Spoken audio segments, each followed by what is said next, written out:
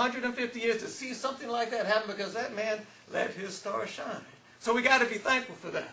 But we also have to be thankful for health. Everyone here can see, right? We got 2 eyes. We're mobile. We can not just touch things, but isn't it nice when somebody touches us? Doesn't that feel good that you can actually sense it when somebody got a, I shouldn't do that. You're both married, but it's okay. You know, somebody just touches your shoulder, somebody pats you on the back. Doesn't that feel good to be able to feel that and experience that? Because sometimes we get so caught up in what? The stuff that we don't like, the things that we think are going wrong. But we got to stop and say, boy, I'm thankful just for my health. I'm thankful just for being able to go out there and touch somebody, have somebody touch me, and then see. And I like all different kinds of things. So, for people who like varieties, just food. Isn't it nice in this area? There's all kinds of places to eat. You can have Mexican, you can have Chinese, you can have African, you can have Puerto Rican, you can have all kinds of food. Isn't that nice? We live in a time where you're not just limited to food from a particular culture. So that's something to be thankful for, right? Okay, so we got the health. And what about entertainment? Remember the time when all there was to watch on TV was what?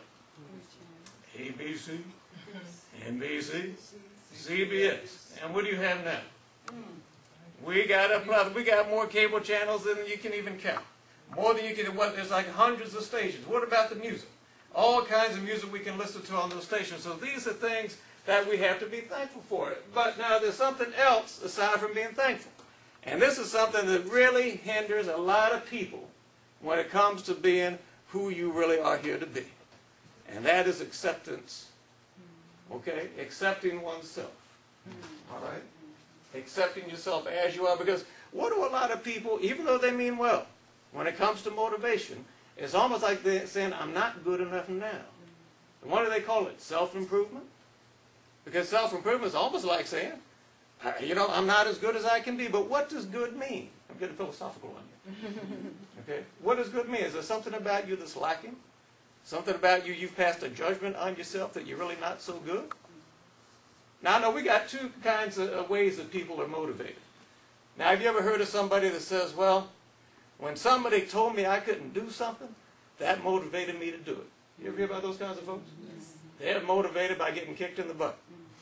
Okay, but then what do you got the other folks? They're motivated by what? By praise.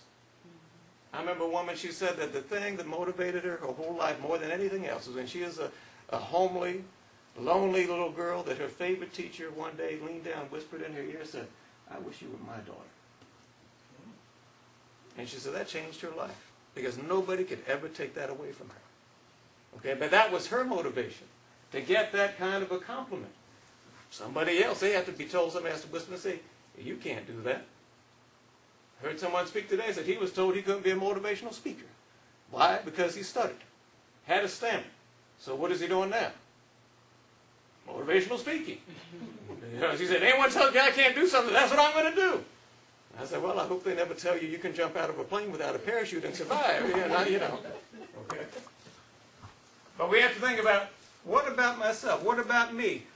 In the tradition, the Christian religion and other religions, there comes a time they say you have to accept yourself as you are. You have to accept yourself no matter what you've done, no matter what you haven't done. That the universe that we live in says, I love you just as you are. I know what you've done. I know what you haven't done. I know what you're thinking about doing. I know what you're thinking about that you shouldn't do. However, I still love you just as you are. I accept you as you are, but you're not going to go anywhere until you accept yourself as you are. Because if you don't accept yourself, then it doesn't matter what you achieve. You're never going to be happy, are you? And don't you wonder about these folks that seem to be on top of the world?